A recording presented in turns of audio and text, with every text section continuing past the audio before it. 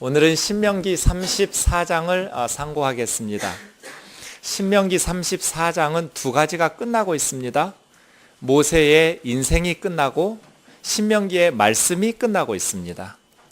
신명기는 모세 오경, 성경 맨 처음 나오는 5개의 성경, 창세기, 출애굽기, 레위기, 민수기, 신명기를 모세가 쓴 5개의 성경이라고 그래서 모세 오경이라고 부릅니다. 그러니까 신명기 34장은 신명기 말씀이 끝나는 지점일 뿐 아니라 모세 오경 전체가 끝나는 지점입니다.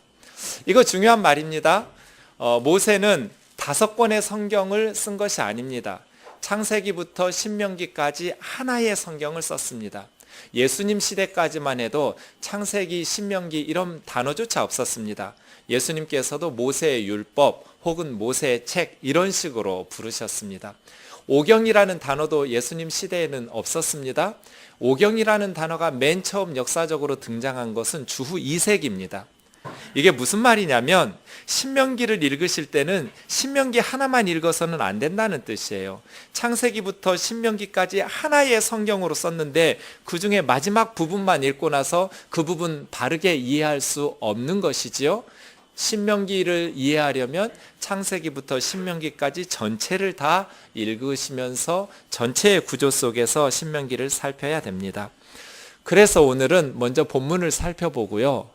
그리고 모세의 일생에 대해서 한번 생각해 보면서 하나님께서 하나님의 백성들을 어떻게 인도하시는지를 배우기를 원하고, 마지막으로 모세오경 전체 메시지를 한번 상고해 보면서 하나님께서 모세오경을 통해서 우리에게 전달하시고 싶은 메시지가 무엇인지. 모세오경의 메시지는 성경 전체의 기초거든요. 그래서 단순히 모세오경만의 메시지가 아니라 성경 전체의 메시지라고 말할 수 있습니다. 이렇게 먼저 본문 1절부터 12절을 좀 보겠습니다. 말씀드린 것처럼 신명기 34장은 모세 인생이 끝나는 부분, 또 모세 오경의 말씀이 끝나는 부분입니다. 모세가 마지막으로 숨을 거두기 전에 한 일이 무엇입니까? 오늘 본문을 보시죠.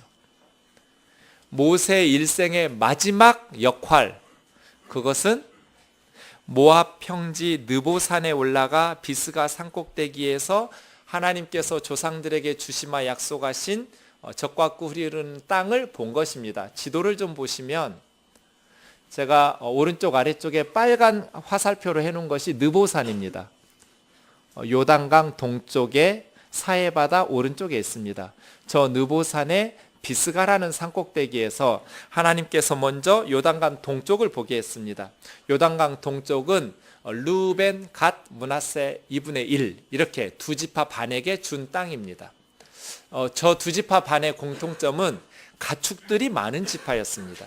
저기는 목축업하기가 좋은 그러한 초장이 많았기 때문에 요단강 동쪽의 두 지파 반을 보게 하시고, 그 다음에 요단강 건너편에 에브라임과 므낫세와 저 위에 납달리 쪽에 중앙 산지와 북쪽을 바라보게 하시고, 그 다음에 남쪽 유다 산지와 더 남쪽 서해 바다 지중해 쪽과 그 남쪽 네게브라고 해서 사막이 있는 아프리카로 넘어가는 지역과 소알이라고 해서 사해 바다 끝 남쪽에 붙어 있는 곳까지, 실제로 저 느보산에 올라가면 저거 다 안 보입니다. 그래서 유대인들은 하나님께서 모세를 살짝 드셨다, 이게 모세 승천기입니다. 저 산에서는 다 안 보이는 지명들이니까 하나님께서 높이 드셔서 다 보게 하셨다고 말하고 있습니다. 사실인지 그럴 가능성도 있겠지요. 아닌지 확인할 수는 없습니다. 오늘 본문 7절에 보시면 모세가 120세에 죽었는데 돌아가시는 순간까지 시력이 흐려지지 않았다고 말합니다. 우리 할머니 할아버지들에게 이런 은혜가 있기를 원합니다. 네, 이렇게 크게 아멘할 줄 알았어요. 모세가 120세에 죽는데, 여러분 120세 이전에 돌아가시면 혼날 줄 아세요? 천국 가서 120살까지 살면서 부족한 목사를 위해서 기도하시다 가야 돼요. 너무 많다 싶으면 100살로 깎아드릴게요. 네. 모세는 120살까지 사시면서 시력이 흐려지지 않고 기력이 약해지지 않았다고 말합니다. 그래서 다 바라보았어요. 이것이 모세 인생의 마지막 장면. 왜 하나님께서 모세 인생의 마지막 장면에 그 할아버지를 산꼭대기까지 올라가게 하셔서 그게 뭐가 그렇게 중요한 일이라고 약속의 땅을 바라보게 하시고 숨을 거두게 하셨을까요? 왜 모세의 인생은 약속의 땅을 바라보는 데에서 마침표를 찍어야 될까요? 의미가 있습니다. 비전, 이것은 하나님께서 우리를 통해서 행하고 싶은 하나님의 꿈입니다. 세상 사람들의 비전은 자기들의 목표입니다. 하지만 우리 그리스도인들의 비전은 하나님께서 우리를 통해서 하시고 싶어 하시는 하나님의 꿈입니다. 우리가 무엇 하나를 만들 때 그냥 만들지 않습니다. 뜻이 있어서 만듭니다. 하물며 하나님께서 하나님의 형상으로 우리를 지어서 세상에 보내실 때 아무 생각 없이 보내실 리가 없습니다. 우리 모든 사람들에게 하나님의 뜻이 있습니다. 이것을 성경은 비전이라고 부릅니다. 모세를 통해서 하나님께서 하시고 싶은 일, 모세의 비전은 무엇이었습니까? 이집트에서 노예로 살면서 고생하고 있는 이스라엘 백성들을 해방시켜서 조상들에게 약속하신 젖과 꿀이 흐르는 가나안 땅으로 인도하는 것, 그것이 모세의 비전입니다. 하나님께서는 모세를 통해서 애굽의 노예로 살고 있는 이스라엘 백성들을 해방시키기를 원하셨습니다. 그리고 이스라엘 백성들을 젖과 꿀이 흐르는 가나안 땅으로 인도하시는 것을 원했습니다. 모세가 머릿속에 가나안 땅을 얼마나 그렸을까요? 수천 번, 수만 번 그렸을 겁니다. 그것이 모세 인생의 목표입니다. 애굽의 노예로 살고 있는 이스라엘 백성들을 우리 조상들에게 약속하신 땅으로 인도한다. 모세는 그 땅에 얼마나 들어가고 싶어 했을까요? 그런데 하나님께서 너의 사명은 여기까지다 라고 말씀하십니다. 그래서 9절에 여호수아에게 계승합니다. 10절에 보면 모세 같은 선지자가 이스라엘에 없었다고 말합니다. 탁월한 여호와의 종입니다. 하지만 아무리 유능한 종이라 할지라도 다음 세대까지 책임질 수는 없습니다. 모두 다 우리는 자기 구간만 달립니다. 우리의 구간이 끝나면 바통을 다음 주자에게 넘겨주어야 됩니다. 그래서 말입니다. 우리의 인생의 중요한 것은 여호수아를 준비시키는 것입니다. 한국 교회가 노쇠화됐습니다. 젊은이들이 없습니다. 젊은이들의 입장에서 볼 때 교회가 좀 답답해 보입니다. 한국 교회는 대부분 나이 드신 남성 위주로 운영되게 되어 있습니다. 당회 체제입니다. 모세가 젊은 여호수아를 어려서부터 훈련시켰던 것처럼 한국 교회가 젊은이들을 교회와 사역에 동참시키면서 미래를 준비하는 지혜가 필요하다고 봅니다. 한국 교회의 젊은이들의 활력이 필요합니다. 이를 위해서 나이 드신 세대들은 아무리 신실하고 경건한 세대라 할지라도 언젠가 나의 사명은 끝나고 내 믿음의 계승이 젊은 세대에게로 흘러가야 된다는 것을 염두하시면서 항상 그렇게 탁월했던 모세도 영원히 이스라엘을 책임질 수 없으니 여호수아를 준비시켰던 것처럼 우리도 그렇게 모세의 여호수아들을 양육하고 젊은이들이 한국교회의 주역이 될 수 있도록 기도로 세워야 될 줄로 믿습니다. 모세, 하나님께서 그 땅에 들어가지 못하도록 4절입니다. 내가 네 눈으로 보게 하였거니와 120세가 되었는데 시력이 약해지지 않았어요. 모세야, 내가 이 땅을 아브라함, 이삭, 야곱에게 약속한 그 땅을 너의 눈으로 보게 하였지만 그 땅에 들어가지는 못한다. 모든 그리스도인들은 자신의 사명과 비전도 알아야 하지만 자신의 한계도 알아야 됩니다. 자기 역할까지예요. 여호수아에게 맡기고 흔적도 없이 사라져야 돼요. 그래서 모세는 6절에 보니까 무덤이 어디 있는지 지금까지 아는 사람이 없었다고 말합니다. 만약에 모세의 무덤이 알려져 있다면 어떻게 할까요? 보나마나 거기는 관광 코스가 됐을 겁니다. 거기는 관광 명소가 되었을 뿐 아니라 많은 사람들이 우상 숭배하듯이 모세의 묘지에 가서 기도하고 소원을 빌었을 겁니다. 하나님께서는 모세에게 너의 사명은 여기까지 하고 무덤을 남기지조차 않으시고 흔적도 없이 사라지게 하셨습니다. 그렇습니다. 우리에게는 모세와 같은 그림이 있어야 됩니다. 모세의 비전을 그려주는 그림, 가나안 땅입니다. 저 지도가 모세의 머릿속에는 항상 있었을 겁니다. 하나님께서 저와 여러분을 통해서 행하고 싶어 하시는 비전을 그림으로 그려볼 수 있어야 됩니다. 하나님은 나를 왜 세상에 보내셨는지 한 주 동안 물어보십시오. 하나님, 저 세상에 왜 보내셨어요? 저를 만드셔서 세상에 보내신 하나님, 나를 통해서 하시고 싶은 꿈이 뭐예요? 그걸 그림으로 그려보십시오. 제 머릿속에 있는 그림은, 제 것을 말씀드리는 이유는 제 맡은 역할이 교회에서 중요하기 때문에, 여러분에게 도움이 되기 때문에 그렇습니다. 제 머릿속에 있는 그림은 뜨인돌 식구들이 다른 형제 자매들에게 성경을 가르치는 그림입니다. 저의 비전은 부지런히 성경을 연구하고 그 말씀대로 살아가면서 그 말씀을 가르치고 양육해서 뜨인돌 교우들이 다른 사람들을 가르칠 수 있는 말씀 사역자로 세우는 것입니다. 몇 년 전부터 그림 하나가 머릿속에 더 생겼습니다. 그래서 날마다 기도합니다. 북한에 굶주리는 어린아이들이 따뜻한 곳에서 배불리 먹는 그림입니다. 60% 이상의 북한 아이들이 영양실조에 걸려 있습니다. 이 아이들을 우리가 먹일 수 있어야겠습니다. 어른들은 모르지만 그 어린 것들이 무슨 죄가 있겠습니까?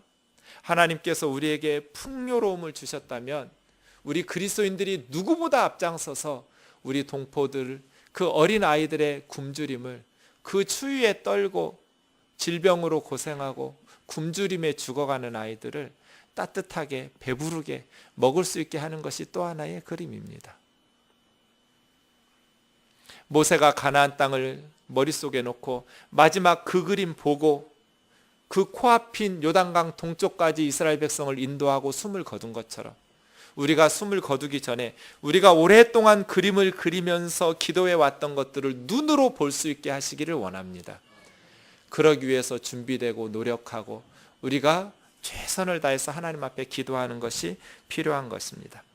가끔 제 머릿속에 이상한 그림이 꿈에 나타나기도 합니다. 맑은 정신일 때는 한 번도 그런 그림을 그려본 적이 없는데 요즘은 별로 그런 꿈 안 꾸는데 목회하던 초창기에 그런 꿈 가끔 꿨습니다. 뜨인돌교회 예배당에 성도들이 꽉 차 있는 그림. 그래서 제가 내 무의식 속에는 큰 교회 목사가 되고 싶은 욕망이 있나 보다, 그걸 압니다. 그런 욕망이 없으면 그런 꿈을 꿀 리가 없습니다. 그래서 제가 사탄아 물러가라 이렇게 꿈을 깨고 나서 외칩니다. 우리가 그리는 그림은 어떤 그림입니까? 여러분이 꿈꾸는 뜨인돌 교회는 어떤 교회입니까? 한 사람 한 사람이 성경을 바르게 배우고 그 말씀대로 세상에 나가서 가정에서는 아이들에게 본이 되고 학교에 가고 직장에 가서 안 믿는 사람들에게 본이 되는 삶을 살아가면서 그 사람들이 나도 예수 믿겠다고 따라 나서고 그들에게 성경을 가르쳐 줄 수 있는 그러한 하나님 기뻐하시는 삶을 살아가는 성도들을 양육해내는 교회가 되기를 원합니다. 제 속에는 큰 교회가 되고자 하는 꿈들을 꾸기 때문에 분리독립을 계속해서 준비하고 외칩니다. 부교역자들에게 돈만 줘서 개척하게 하면 교회를 크게 자립할 수가 없습니다. 대부분 힘듭니다. 성도들을 함께 떼줘야 됩니다. 물질적인 후원뿐 아니라 원하는 성도들에게 함께 나가서 새로운 교회를 세우게 해서 이 땅에 건강한 교회들이 많이 생겨야 됩니다. 그러면 자연스럽게 제가 가끔 꾸는 성도들로 가득 찬 예배당의 그 헛된 욕망도 고쳐질 것이고 좋은 건강한 교회들도 많이 생길 것이니까 우리 부목사님들도 훌륭한 교회의 담임 목사가 될 것이고 그러한 교회들을 꿈꿉니다. 어쨌든 하나님께서 우리 뜨인돌 공동체에 한 사람 한 사람에게 그림들을 그려보세요. 나는 우리 가정은 어떤 그림, 우리 교회는 어떤 그림, 내 인생에는 어떤 그림을 꼭 지금은 아직 눈앞에 펼쳐지지 않은 상상 속의 그림이지만 내가 열심히 기도하고 노력해서 내 육신의 눈으로 볼 수 있는 그림이 되어질 수 있도록 하나님께서 나를 통해서 이루고 싶어하는 그러한 그림이 무엇인지, 그게 비전입니다. 어떤 사람은 청소년들에 대한 그림일 겁니다. 어떤 사람은 나이 드신 어르신들에 대한 그림일 겁니다. 어떤 사람은 믿지 않는 이방 외국 사람들에 대한 그림일 겁니다. 어떤 사람은 유치원 아이들에 대한 그림일 겁니다. 어떤 사람은 병든 사람에 대한 그림일 겁니다. 어떤 사람은 젊은 학생들에 대한 꿈일 겁니다. 그 그림들이 다양하게 나타날 겁니다. 하나님께서 저와 여러분의 인생이 그냥 헛되이 한 해 한 해 흘러가지 않고 우리를 통해서 이루고자 하시는 하나님의 뜻, 하나님의 꿈, 이러한 비전들이 분명하고 선명하게 하시기를 원합니다. 모세가 그 꿈을 위해서 달려왔습니다. 그 그림, 노예로 살던 자기 동족들을 해방시켜서 하나님이 약속하신 땅으로 인도해내는, 그리고 마침내 그 땅 앞에 서게 하는 이 120살 노인이 산꼭대기까지 올라가서 그 땅의 그림을 눈으로 보고 저 땅 하나님이 주실 거야 하고 숨을 거둘 수 있는, 우리의 평생을 향해서 달려가서 보고 싶어 할 그 비전의 그림들이 저와 여러분에게 있기를 원합니다. 모세 일생을 좀 생각해 보겠습니다. 모세는 120살인데 3등분 됩니다. 애굽의 바로의 공주로, 바로 왕의 그 왕자로 40년, 이집트의 왕궁에서 40년 살았습니다. 무제한의 자원을 공급받았습니다. 모세라는 이름은 마사라는 동사에서 나왔습니다. 이 마사라는 말이 끌어내다 건져내다입니다. 모세는 물에서 건져낸 아이. 참 이름 슬프죠? 자기 친구들은 다 죽었어요. 바로 왕이 이스라엘 사람들 중에 남자아이로 태어나면 죽이도록 했어요. 그래서 모세 부모가 숨겨서 키웠는데 아이 울음소리가 커지니까 더 이상 숨길 수가 없어요. 그래서 갈대 상자에 물 새어 들어가지 않도록 바른 후에 엄마 아빠가 이 아들을 자기가 키우지를 못하고 나일강에서 목욕하고 있는 공주에게 흘려보냈어요. 공주가 그 아이의 울음소리를 듣고 갈대 상자 열어보니 히브리 아들이 틀림없어요. 그 아이를 보는 순간 불쌍한 마음이 들었어요. 그래서 모세의 누나 미리암이 내가 잘 아는 저 잘 나오는 유모 소개시켜 줄까요? 자기 엄마 소개시켜줬어요. 모세는 애굽의 왕자로 40년, 그런데 그의 어머니가 유모였어요. 이 애굽에서의 40년 모세가 말하는 법, 생각하는 법, 글 쓰는 법, 자기 표현하는 법, 정치, 경제, 법률, 교육, 역사, 문화, 지리 다 배웠어요. 비전을 이루는 데 중요한 것은 내 꿈이 무엇인지 아는 게 아닙니다. 준비입니다. 준비. 하나님께서 아무리 우리를 통해서 무엇인가 하시고 싶어도 우리가 준비되지 않으면 하나님께서 비전이 무엇이었는지 가르쳐주는 것은 무의미합니다. 그래서 우리 아이들을 어려서부터 실력 있는 아이로 길러내야 돼요. 어떤 분야도 괜찮습니다. 꼭 공부 아니어도 괜찮지요. 무엇이든지 하나님께서 아이들에게 주신 꿈과 비전을 위해서는 성실하게 공부하고 노력해서 실력을 길러야 돼요. 그래서 교회에 찾아오는 청년들, 청소년들 저는 막 쫓아내요. 오려면 책 들고 와라. 시간 낭비하지 마라. 교회에서 너희들의 시간을 헛되이 보내지 마라. 여기 와서 공부하든지 아니면 실력을 길러라. 얼마나 소중한 젊음인데 그 시간이 얼마나 귀한 줄을 모르고 그렇게 실력을 쌓아야 될 때 놀고 다니냔 말이에요. 모세가 애굽에 40년 동안 준비되지 않았다면 모세오경의 법, 정치, 경제, 문화 다 못 썼을 겁니다. 하나님께서 무슨 받아 적으라고 하고 모세오경 쓴 거 아닙니다. 모세가 하나님의 말씀을 이해할 수 있을 만큼 실력이 있었기 때문에 모세 쓴 겁니다. 그리스도인들이 자기 분야에서 성실하게 실력을 닦아야 될 이유가 여기에 있습니다. 하나님은 우리가 준비된 만큼 쓰십니다. 모세가 준비될 때까지 80년 동안 이스라엘 백성들은 고난을 더 받아야 됐습니다. 왕궁에서의 40년, 모세는 성실하게 하나님의 사람으로 준비됐습니다. 그런데 갑자기 꿈에도 생각하지 못했던 사건 때문에 모세의 신분이 바뀝니다. 왕자에서 도망자의 신분으로 바뀌어버립니다. 어느 날 40살이 되었을 때 밖에 나가보니까 애굽 사람이 자기 동족 이스라엘 사람을 치는 거예요. 그래서 학대하는 그 애굽 사람을 모세가 둘러보니까 아무도 없는 거예요. 그래서 그 애굽 사람을 쳐서 죽였어요. 그리고 모래에다가 묻었어요.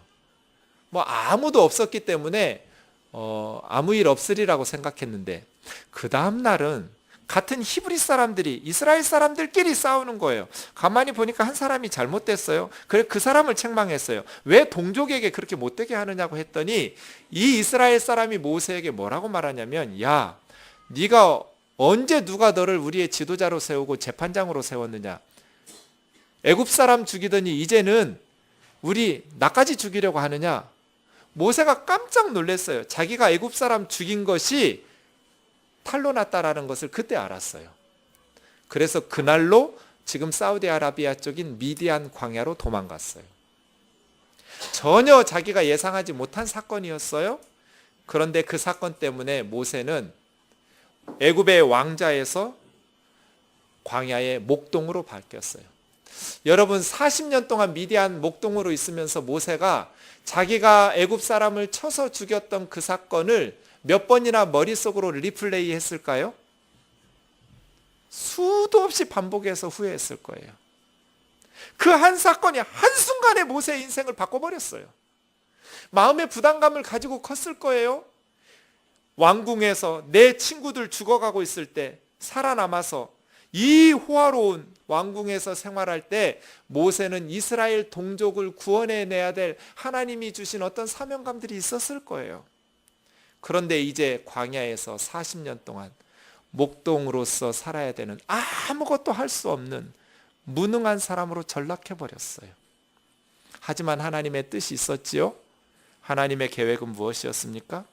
이스라엘 백성들을 이끌어내기 위해서 세계적인 지식을 갖춘 왕자가 필요한 것이 아니라 노예 근성에 찌들어 있는 이스라엘 백성들을 견뎌낼 수 있는 목자의 심정을 가진 지도자가 필요했던 거예요.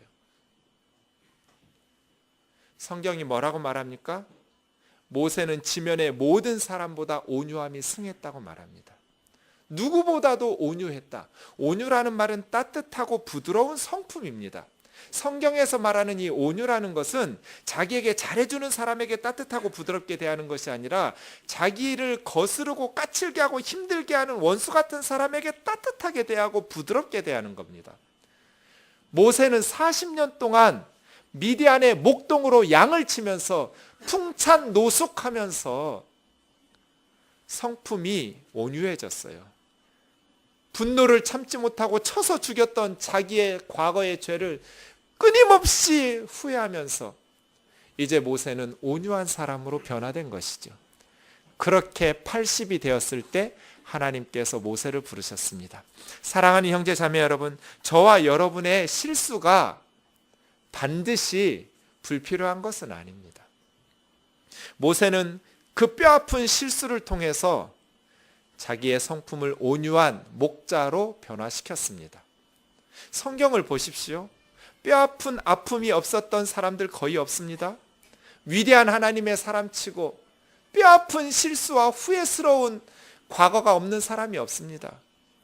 예수님의 12제자 다 예수님 십자가에 혼자 두고 도망갔습니다. 사도 베드로 예수님 모른다고 저주하면서 부인했습니다. 사도 바울 예수 믿는 사람들 잡아 죽이는데 앞장섰던 사람입니다. 끊임없이 은혜 받은 후에, 성령 받은 후에 제자들은 과거를 후회하고 되새김질하면서 위대한 사도들로 변화되었습니다. 왜냐하면 신앙생활은 이론이 아니지 않습니까? 모세가 이런 뼈아픈 실수가 없었다면 모세는 머리로는 준비된 사람이지만 경험적으로, 성품적으로 목자와 같은 심정으로 준비되지 못했을 겁니다. 끊임없이 불평하고 원망하는 광야 40년을 온유함으로 이끌 수 없었음이 틀림없습니다. 왕자로 지도자가 되었다면. 애굽의 40년 후에 미디안 광야의 40년, 모세는 완벽하게 준비된 것입니다. 그러므로 사랑하는 형제 자매 여러분, 저와 여러분의 뼈아픈 실수 때문에 낙심하지 말고 그 자리에서 다시 하나님 앞에 일어설 수 있는, 오히려 더 성숙한 사람으로 발전하는 기회를 삼으시기를 주의 이름으로 축원합니다. 그래야 값진 인생을 살아갈 수 있기 때문에 그렇습니다. 우리 선배들에게는 이런 강인함이 있으셨습니다. 오뚜기처럼 넘어지면 다시 일어서는 힘이 있었는데, 요즘 젊은이들에게는, 젊은 세대에는 그것이 부족한 것 아닌가 하는 생각이 듭니다. 우리 아이들이 좋은 온실과 같은 환경에서 오냐오냐 길러지는 동안에 한 번 꺾여지고 뼈아픈 실수를 통해서 다시 오뚜기처럼 일어설 수 있는 내적인 힘을 상실해 버렸어요.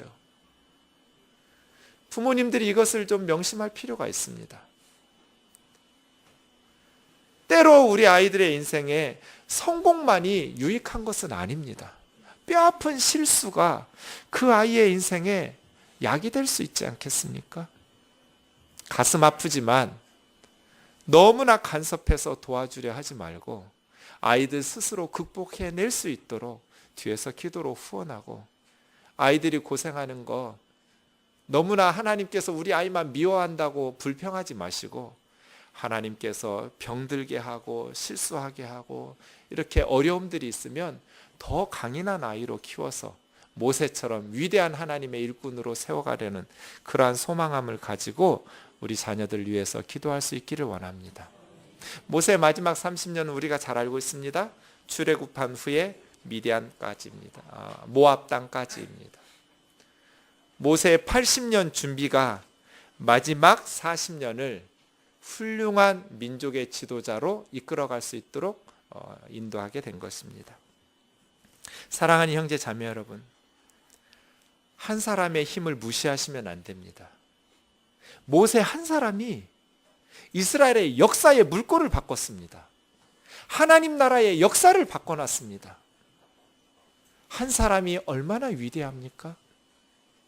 우리 한 사람 한 사람이 하나님 앞에서 바로 서기 시작하면 하나님께서는 우리를 통해서도 모세를 통해서 이루셨던 아름답고 선한 열매들이 풍성히 맺히게 하실 줄로 믿습니다. 어떤 사람은 예술, 문학, 문화계에서, 어떤 사람은 교육계에서, 어떤 사람은 정치에서, 어떤 사람은 경제계에서 이 세상에서 전쟁을 치르듯이 힘겹게 살아가고 있지만, 저와 여러분 한 사람 한 사람이 변화되고 하나님의 말씀으로 훈련되고 준비되고 뼈아픈 실수들을 통해서도 하나님 앞에서 눈물로 기도하면서 하나님 앞에서 발버둥 치면서 변화되어서 준비된다면, 하나님께서는 우리를 통해서도 그 분야들을 하나님 기뻐하시는 분야로 변화시키게 하실 줄 믿습니다. 실패하는 것 두려워하지 마십시오. 넘어지는 것 두려워하지 마십시오. 낙심하지 않고 하나님 앞에서 포기하지만 않는다면, 제가 늘 말씀드리죠. 포기라는 단어는 배추 셀 때만 써먹으라고. 절대로 우리 인생에 적용시키지 말라고. 지금 공부 못하는 그 아이가 나중에 훌륭한 인재가 될 수 있습니다. 지금 속썩이는 자식이 훌륭한 하나님의 일꾼 될 수 있습니다. 제 주위에는 이런 사람들이 너무나 많습니다. 포기하지 않는다면 하나님께서는 우리에게 모세와 같은 여호와의 종들을 보게 하실 줄로 믿습니다.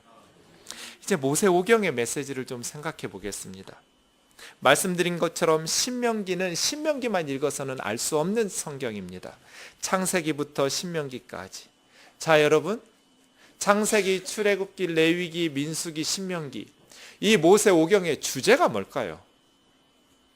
창세기부터 신명기까지 내용 중에 가장 중요한 주제를 하나로 뽑아내라면 뭐라고 말할 수 있을까요? 모세 오경의 주제는 하나님 나라입니다. 하나님 나라. 성경 전체의 주제를 하나님 나라라고 말할 수 있습니다. 하나님의 나라는 하나님이 통치하시는 통치권에 있습니다. 뜨인들교회는 정준경 목사님 나라야. 그건 무슨 의미입니까? 정준경이 지 맘대로 한다는 뜻입니다. 하나님의 나라는 하나님께서 통치하시고 하나님의 뜻이 이 땅에서 이루어지는 것.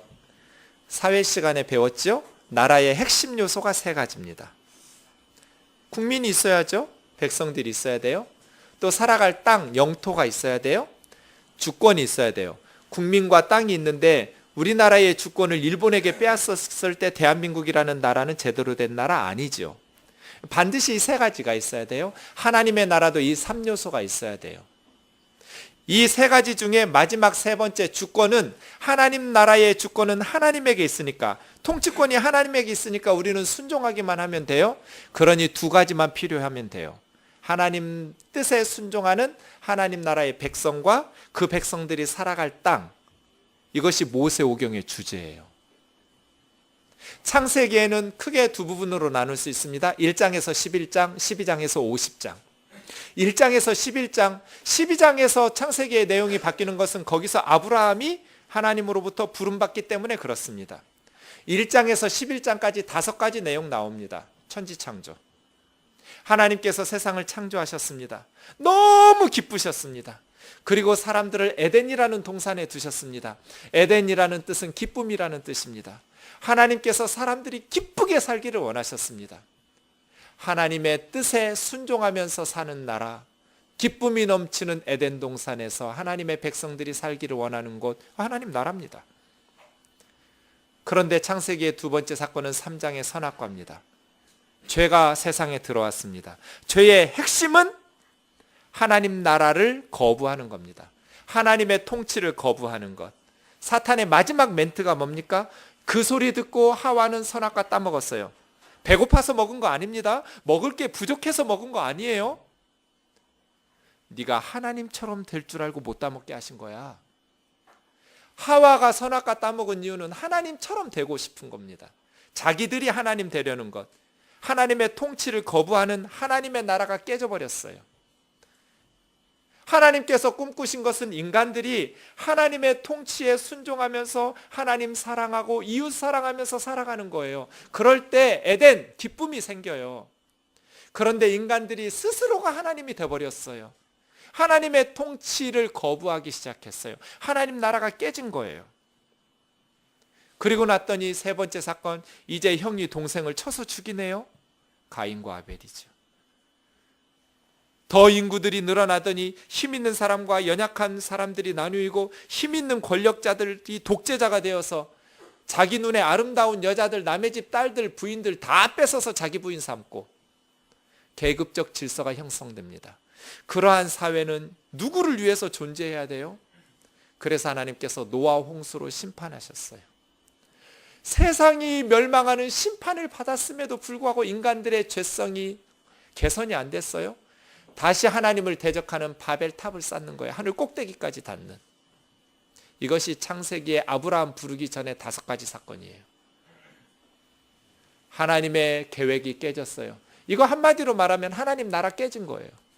하나님의 통치를 거부하고 인간들이 스스로가 하나님이 되어서 자기 마음대로 사는 거예요. 아브라함을 왜 불렀어요? 하나님의 나라를 회복하기 위해서예요. 그래서 아브라함이 믿음으로 살았다는 것은 하나님의 말씀에 순종하면서 살았다는 거예요. 자기 아내조차도 지켜줄 수 없는 그 위험한 고향과 친척과 아버지 집을 떠나는, 그리고 낯선 곳에서 아내를 2번이나 뺏겼어요. 사라 할머니가 겁나 이뻤나 봐요. 그래서 2번이나 뺏겼어요. 남편이라고 그러면 자기 죽이고 뺏어갈까 봐 그냥 누이라고 속였어요. 네, 천국에서 볼 거예요. 사라 할머니 얼마나 예쁜지. 별로 예쁠 것 같진 않아요. 미적 기준이 저하고 다르기 때문에. 천국에서 저를 노리고 있는 분들이 여러 명 있어요. 오면 꼬집으려고. 그 중에 한 분이 사라 할머니예요. 내가 맨날 이렇게 떠들고 다니기 때문에. 세상에 자기 아내도 지키지 못하는 그 땅에서 하나님 한 분 붙잡고 사는 거예요. 이거 장난 아니죠? 아브라함 그렇게 살았어요. 그게 하나님 나라 백성의 삶이에요. 하나님 붙잡고 사는 거. 죽을 것 같은 곳에서 하나님 의지하면서 살아가는 것. 아브라함의 혈통이라고 해서 다 하나님의 백성 아닙니다. 아브라함은 이스마엘을 낳았지만 이스마엘은 아브라함의 신앙, 하나님에 대한 순종을 버리고 스스로 하나님이 되거나 우상 숭배자가 되었기 때문에 하나님 백성이 아닙니다. 심지어 이삭은 쌍둥이 아들을 낳았는데 형 에서는 아브라함의 신앙을 버리고 세상으로 나갔기 때문에 하나님 나라 백성이 아닙니다. 하나님 나라 백성은 아브라함의 혈통으로 이루어지는 것이 아니라 아브라함과 같은 믿음, 하나님을 왕으로 하나님의 통치에 순종하는 사람들이 하나님 나라 백성이에요. 그런데 이 가족 정말 아이들이 번성하기가 힘든 가족이에요. 아브라함은 100살에 이삭 하나 낳더니 이삭은 40에 결혼했는데 20년 동안 불임이다가 60살에 아이 딱 한 번 쌍둥이 낳고 또 끊어졌어요. 우리의 영웅 야곱 12아들을 낳았네요. 그 야곱이 어리석게 자녀들을 편애하면서 요셉이 이집트의 노예로 팔려갔죠. 그리고 창세기가 끝났을 때 70명이 요셉 있는 이집트로 내려갑니다. 자, 그러면 창세기의 주제는 뭡니까? 하나님 나라를 이루어가는 하나님 나라의 백성 씨 아브라함의 후손과 땅 장례식 치르는 막벨라 굴 있는 헤브론의 에그론 땅 조금 산 거, 막벨라 굴 딸린 밭 산 거, 씨와 땅이 준비되었다. 이게 창세기의 주제입니다. 그리고 이제 430년 후에 이집트에서 이스라엘 백성들은 20살 이상의 전쟁에 나갈 수 있는 남자들만 60만 3,550명입니다. 이제 국가를 이룰 인구가 구성되었어요. 그래서 출애굽기, 레위기, 민수기는 하나님 나라의 백성, 씨가 완성되어 가는 과정인데 출애굽할 때 이미 나라를 이룰 만큼 씨가 채워졌거든요. 그런데 광야 40년을 방황해야 됐어요. 말씀드렸죠? 아브라함의 혈통으로 태어난 사람이 다 하나님 백성이 아니라 믿음을 소유해야 된다고. 이 애굽에서 나온 사람들이 나라를 이룰 만큼 숫자는 채워졌는데 믿음이 없는 거예요. 노예 근성에 찌들어 있어가지고 가나안 땅에 안 들어가겠다는 거예요. 광야에서 죽겠다는 거예요. 이집트로 돌아가겠다는 거예요. 이것이 가데스 바네아 사건이에요. 그래서 40년 동안 광야에서, 광야라는 말은 미드바르라는 말인데 이게 민수기라는 말이 원래는 배 미드바르, 그래서 배는 어디 안에서, 미드바르는 광야예요. 광야 안에서, 이게 민수기의 원래 성경 이름이에요. 미드바르라는 단어는 다바르라는 단어가 어근이에요. 다바르는 말씀이에요. 말씀. 그러니까 40년 동안 말씀 교육 받은 거예요. 모세한테. 숫자적으로 출애굽하자마자 채워졌는데 믿음이 없어서 광야에서 40년 믿음 훈련 세우고, 애굽에서 나올 때는 홍해 갈라놓고 건너가게 하셨는데 40년 말씀 교육이 끝났을 때는 요단강 갈라놓지 않고 철철 넘치는 요단강을 언약궤 메고 제사장들이 먼저 들어가기 시작하면서 물이 갈라졌어요. 믿음이 자라난 것이죠. 사랑하는 형제 자매 여러분, 이것이 출애굽기, 레위기, 민수기예요. 출애굽기는 세 부분으로 이루어져 있어요. 1장에서 18장은 출애굽이에요. 그 다음 19장에서 24장이 중요해요. 여기가 시내산 언약을 맺는 장면이에요. 25장에서 40장까지는 성막이에요. 뭐는 얼마만큼 사이즈로 만들고 어떻게 만들고 성막론이에요. 자, 이스라엘 백성들이 시내산 언약을 맺는 장면이 모세 오경에서 가장 중요한 부분입니다. 출애굽기 19장 1절 찾아보겠습니다.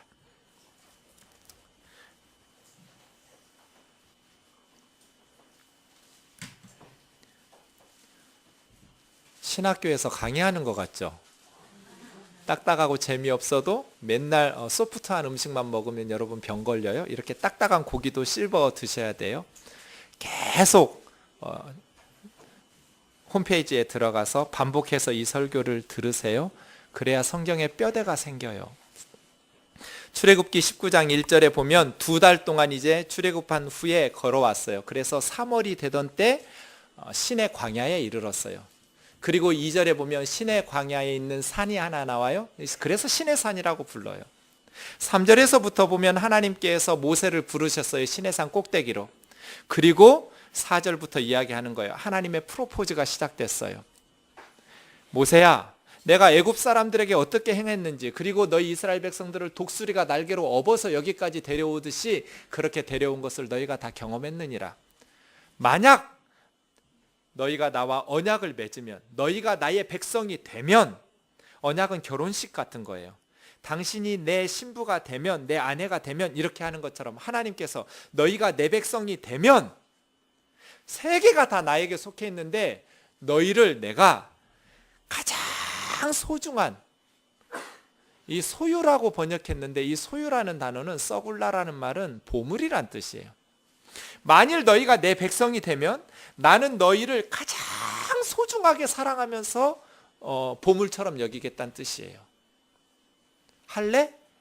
해서 모세가 내려와서 하나님이 우리의 하나님 되시고 우리가 하나님의 백성 맺는 그런 언약을 맺겠다는데 여러분 하실 겁니까? 일제히 하겠습니다. 그래서 다시 모세가 올라갔더니 3일 동안 준비해라. 옷도 빨고 몸도 씻고 여인을 가까이 하지 말고 3일 후에 내가 너희에게 나타날 거다 해서 3일 만에 하나님께서 시내산에 강림하시면서 막 산이 하나님의 임재하심을 견디지 못해서 지진이 난 것처럼 흔들리고 나팔 소리가 들리고 큰 불과 같은 연기들이 나타나고 이스라엘 백성들이 두려움 가운데 집에서 나와가지고 장막에서 나와서 산기슭에 서 있는데 하나님께서 말씀하시는 거예요. 그게 20장 10계명이에요. 10계명은 이스라엘 백성들이 귀로 직접 들었어요. 10계명 듣고 나니까 너무 무서워서 20장 18절부터 이스라엘 백성들이 모세에게 중재를 요청해요. 우리가 하나님 음성 들으니까 죽을 것 같다고. 당신이 올라가서 하나님 음성 듣고 우리에게 말하면 우리가 그거 하나님 말씀대로 살겠다고. 그래서 21장, 22장, 23장을 모세 혼자 듣고 전달한 거예요. 여러분 출애굽기 24장으로 다시 넘어오세요. 이제 결혼식 하는 거예요.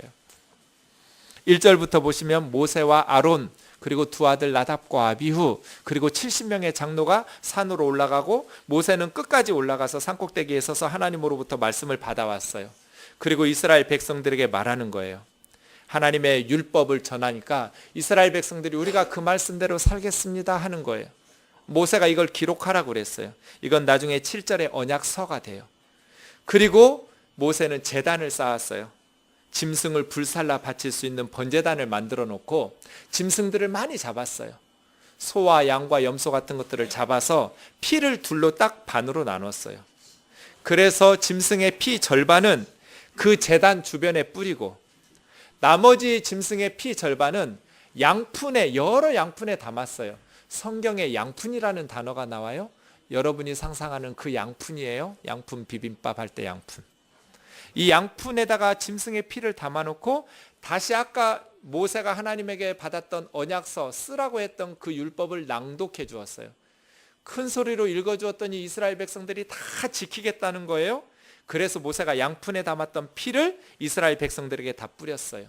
그리고 뭐라고 말하냐면 8절 이 모든 말씀에 대하여 너희와 세우신 언약의 피 그랬어요.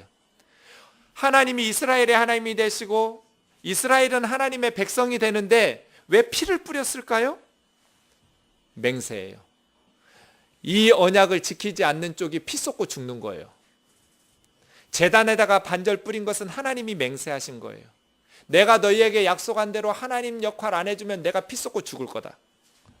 내가 너희를 정말 내 눈에 넣어도 아프지 않을 만큼 썩을라 존귀한 보물처럼 사랑해주지 않으면 내가 너희를 그렇게 귀하게 여기지 않으면 내가 피 쏟고 죽을게. 그리고 이스라엘 백성들이 양푼으로 뿌린 그 짐승의 피는 이스라엘 백성에서 맹세하는 거예요. 우리가 하나님의 말씀대로 하나님께 언약 백성으로 살지 않으면 피 쏟고 죽겠습니다. 그렇게 해서 시내산 언약이 맺어진 거예요. 결혼식 끝나면 뭐 해요? 피로연해요. 24장 9절에서 11절이 피로연이에요. 그 다음 신혼여행 갔다 오면 어디로 가요? 신혼 살림집으로 가요. 그 다음 24장에서부터 마지막 40장까지는 신혼 살림집이에요. 이스라엘 백성 가운데 있는 하나님의 집, 성막이죠. 이렇게 출애굽기가 구성되어 있어요. 그 다음 레위기에서는 하나님의 백성들이 살아갈 하나님의 율법들이에요. 레위 지파인 제사장들이 집내야 될 5대 제사에서부터 안식일은 어떻게 지켜야 되는지, 유월절이나 오순절이나 초막절은 어떻게 지켜야 되는지 하나님의 율법을 설명하죠. 그리고 민수기에서는 말씀드린 것처럼 광야에서요. 그 말씀으로 40년 훈련 받은 거예요. 민수기가 끝났을 때 이스라엘 백성들은 믿음으로 하나님의 말씀으로 훈련된 하나님 백성이 되었어요. 그 다음 신명기는 계속해서 땅 얘기예요. 모세가 그 땅에 들어가면 그 땅에 들어가면 그 땅에 들어가면, 그래서 신명기는 땅이 준비 완료된 거예요. 이렇게 모세오경은 하나님 나라의 백성과 하나님 나라의 땅이 준비되어져 가는 과정 속에서 이제 그 준비가 끝났고 여호수아가 들어가서 살면 돼요. 그 하나님의 나라를 이루어가는 공식적인 원리가 언약이에요. 언약.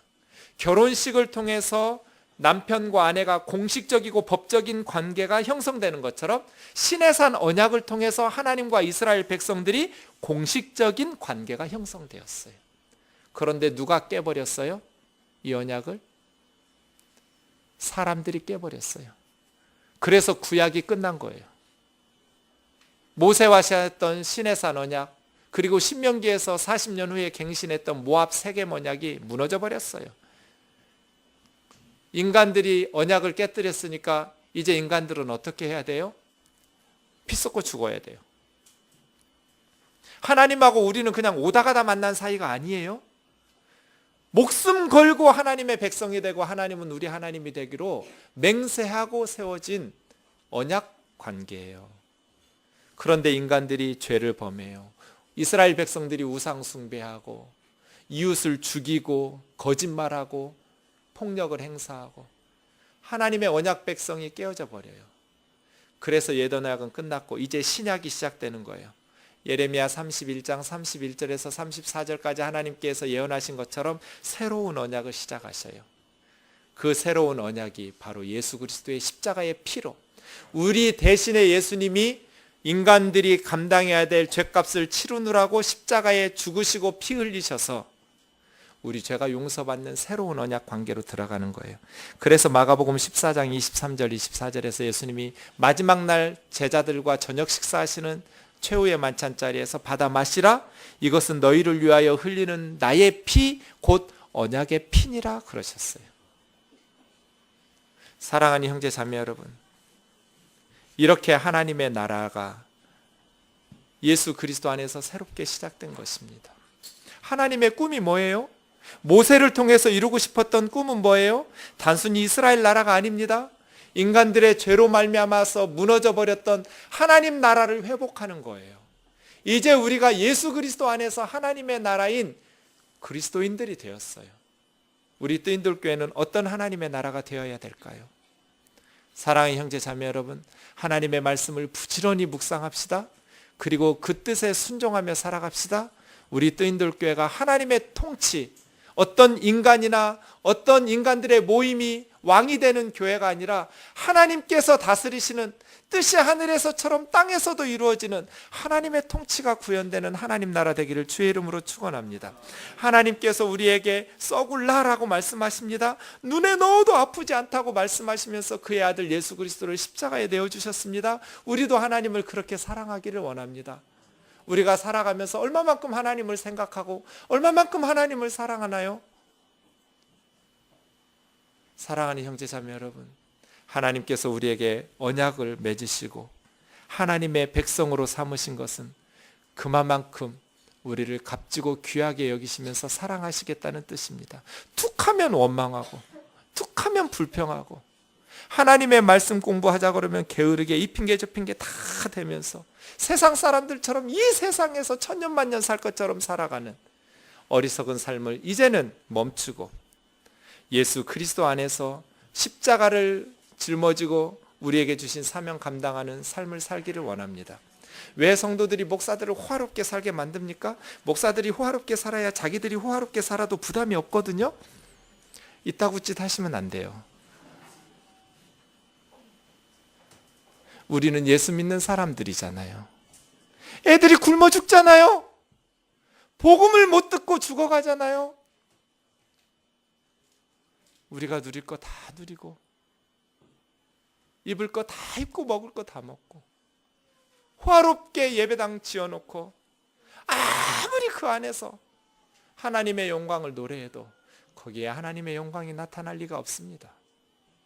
언제나 하나님의 통치는 예수 그리스도를 닮아가는 공동체 속에서 구현됩니다. 저와 여러분이 예수 그리스도를 닮아가는, 우리에게 주신 우리 십자가를 짊어지고 가슴에 품고 우리의 남은 삶을 예수 그리스도에서 살아가는, 예수 그리스도 안에서 하나님께서 우리를 사랑하신 것처럼 우리도 하나님을 그렇게 사랑하고 이웃을 사랑하면서 살아가는 자들이 되기를 주의 이름으로 축원합니다.